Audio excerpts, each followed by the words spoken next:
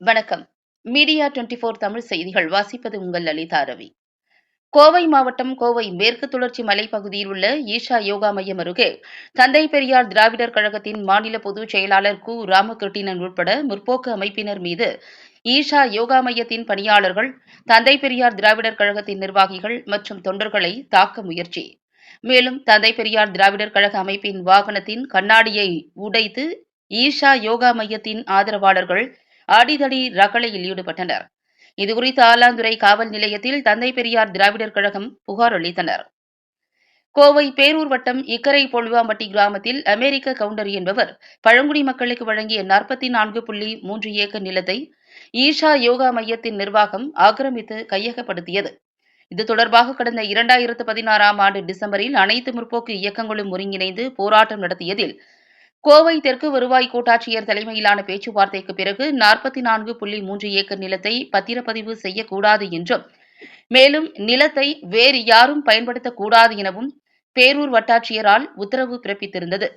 இந்நிலையில் ஈஷா யோகா மையம் மின் மயானம் ஒன்றை கட்டி 44.3 ஏக்கர் நிலத்தில் குளம் ஒன்றை வெட்டி மின்மயான கழிவுகளை கொட்டி பழங்குடி மக்களுக்கு அந்த நிலம் கிடைத்தாலும் பயன்படுத்த முடியாத சூழ்நிலையை ஏற்படுத்த ஈஷா பவுண்டேஷன் நிறுவனம் திட்டமிட்டுள்ளதாக கிடைத்த தகவலை அடுத்து உண்மை நிலவரம் என்ன என்பதை அறிய தந்தை பெரியார் திராவிடர் கழகத்தின் பொதுச் செயலாளர் கு. ராமகிருட்டிணன் தலைமையில் முற்போக்கு அமைப்புகள் சார்பாக உண்மை அறியும் குழு மூலமாக கள ஆய்வு செய்ய சென்றபோது ஈஷா யோகா மையத்தைச் சேர்ந்த அடியாட்களும் குண்டர்களும் முற்போக்கு அமைப்பினர் சென்ற வாகனத்தை தடுத்து அடித்து நொறுக்கியது மட்டுமல்லாது கண்ணாடியை உடைத்து கடும் ரகளையில் கலவரத்தை தூண்டும் வகையில் ஈடுபட்டனர் என்பது நிதர்சனமான உண்மையாகும். மேலும் இச்சம்பவத்தில் ஈஷா யோகா மையத்தின் தலைமைச் செயல் அதிகாரி தினேஷ் ராஜா, வெங்கட் ராஜா, நந்தகோபால் மற்றும் ஈஷா யோகா மையத்தின் பணியாளர்கள் முள்ளங்காடு சசிகலா உட்பட 50க்கும் மேற்பட்டோர் காவல்துறை முன்னிலையிலேயே ரவுடிகள் போல் கொலை வெறியோடு தாக்குதல் நடத்தினர். மேலும் முற்போக்கு அமைப்புகள் சென்ற வாகனத்தை எடுக்க முடியாமல் டிராக்டரை கொண்டு வழிமறித்து அராஜகத்தில் ஈடுபட்டனர். மேலும் அப்பகுதியிலிருந்து வெளியே வந்த தந்தை பெரியார் திராவிடர் கழக நிர்வாகிகளும் முற்போக்கு அமைப்பைச் சேர்ந்த நிர்வாகிகளும் ஆலந்துறை காவல் நிலையத்தில் எழுத்துப்பூர்வமாக புகார் கொடுத்தனர். புகாரை பெற்றுக்கொண்ட காவல்துறையினர் ரகளையில் ஈடுபட்ட நபர்கள் மீது சட்டப்படியான நடவடிக்கை எடுப்பதாக உறுதி கூறியதாக தந்தை பெரியார் திராவிடர் கழகத்தின் பொதுச் செயலாளர் கு. ராமகிருட்டிணன் செய்தியாளர்களுக்கு விரிவான பேட்டியளித்தார் என்பது குறிப்பிடத்தக்கது. மீடியா 24 தமிழ் செய்திகளுக்காக கோவையிலிருந்து தலைமைச் செய்தியாளர் அதிரடி காளிதாஸ்.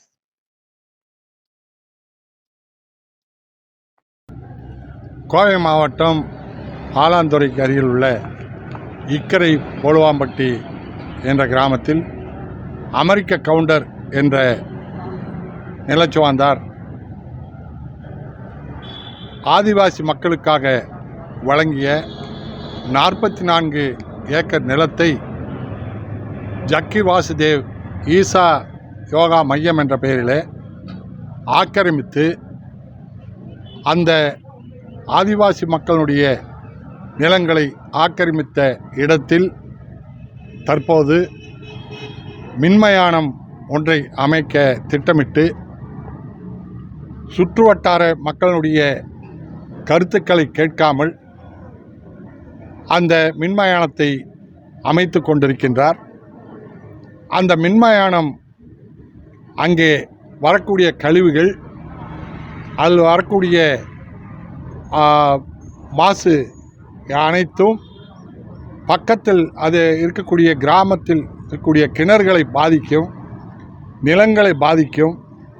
இந்த 44 ஏக்கர் ஆக்கிரமித்துள்ள இடத்திலேயே ஒரு பெரிய குளத்தை வெட்டி நீரை நிரப்பி இருக்கின்றார், குளத்தை வைத்திருக்கின்றார்.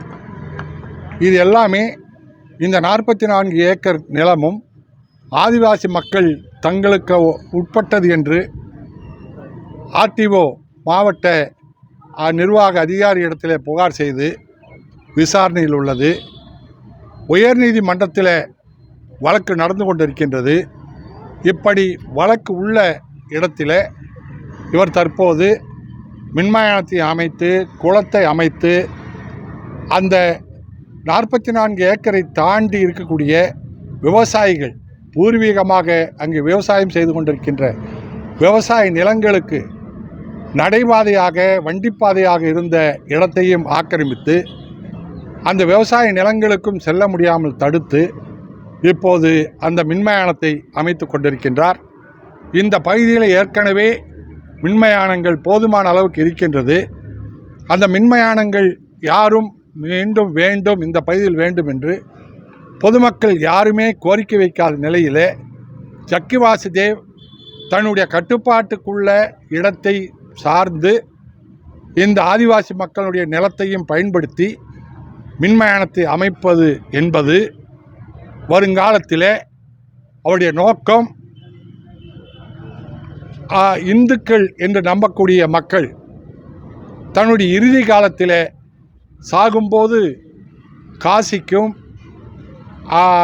இமயமலைக்கும் கங்கைக்கும் போய் அங்கே சாக வேண்டும், தன்னுடைய உடல்களும் ஆஸ்தியும் கங்கையில் கரைக்கப்பட வேண்டும் என்று விரும்புகின்றவர்கள் நிறைய பேர் உண்டு.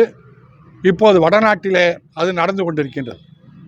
அதை அங்கேதான் அகோரிகள் என்ற சாமியார்கள் நிர்வாணமாக அலைவதும் அந்த செத்த பிணங்களையே சாப்பிடுவது என்றதெல்லாம் அந்த வடநாட்டிலே நடந்து கொண்டிருக்கின்றது.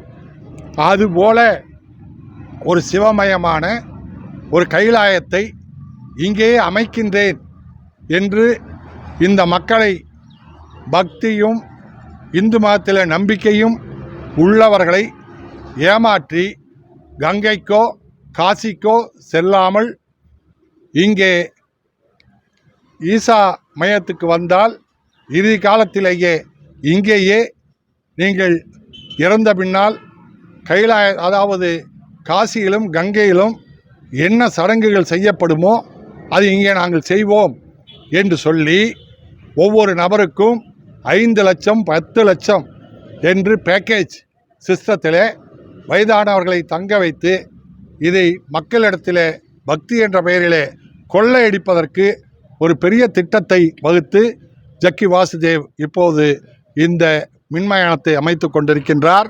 இது அமைந்தால் கோவை மாவட்டமே எப்படி கங்கை கரையிலே அகோரிகளும் நிர்வாண சாமியார்களும் நிறைந்து காணப்படுகின்றார்களோ அதுபோல் இந்த பகுதியில் எல்லாம் நிர்வாண சாமியார்கள் வருங்காலத்தில் அலையத் தொடங்குவார்கள். அகோரிகள் கொடூரமாக பிணங்களை திங்கக்கூடிய அகோரிகள் இங்கே வருவார்கள். இதெல்லாம் ஒரு சுற்றுச்சூழலை, இந்த பகுதியினுடைய மாசுபடுத்துவதோடு மட்டுமல்ல, விவசாய நிலங்களை அழிப்பது மட்டுமல்ல, மக்களை சுரண்டுகின்ற திட்டத்தோடு ஜக்கி வாசுதேவ் இந்த திட்டத்தை வகுத்திருக்கின்றார். இது இப்போது ஒரு பாதிக்கப்பட்ட ஒரு விவசாயி உயர்நீதிமன்றத்தில் வழக்கு தொடுத்திருக்கின்றார். அந்த வழக்கில் உயர்நீதிமன்றம் இது உண்மை அறிய வேண்டும் என்று உத்தரவிட்டிருக்கின்றது, அரசுக்கு உத்தரவிட்டிருக்கின்றது. அரசுக்கு துணை புரிகின்ற வகையில் பொது அமைப்புகளாக இருக்கக்கூடிய நாங்கள் 10 அமைப்புகளை சார்ந்தவர்கள் அனைவரும், முற்போக்கு அமைப்புகள் தோழர்கள் அனைவரும் இன்றைக்கு அதனுடைய மின்மயானம் எங்கே அமைகின்றது, அது ஆதிவாசி மக்கள் நிலங்களில் அமைக்கப்படுகின்றதா, அதனுடைய கழிவுகள் பக்கத்தில் இருக்கக்கூடிய கிணறுகளுக்கு, விவசாய கிணறுகளுக்கு செல்லுகின்றதா என்பதை ஆய்வு பண்ணுவதற்காக இன்றைக்கு நாங்கள் இந்த பகுதிக்கு வந்தோம்.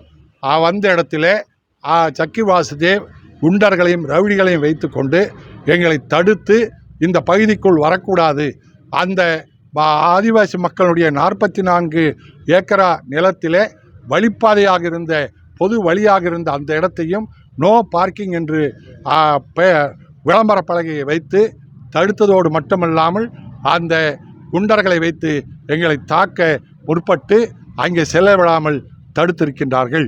இதை நாங்கள் சென்ற வாகனங்களை நொறுக்கி இருக்கின்றார்கள்.